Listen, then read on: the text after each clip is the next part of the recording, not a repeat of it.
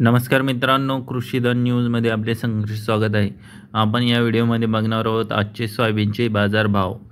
चला तर बघूया कुठे काय दर गेला आहे. पहिली बाजार समिती अमरावती आवक आहे 948 क्विंटल, कमीत कमी दर 4,200, जास्तीत जास्त दर 4,421, सर्वसाधारण दर 4,310.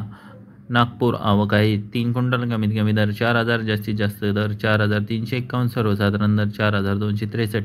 हिंगोली आवक आहे 100 क्विंटल, कमीत कमी दर 4,000, जास्तीत जास्त दर 4,400, सर्वसाधारण दर 4,200.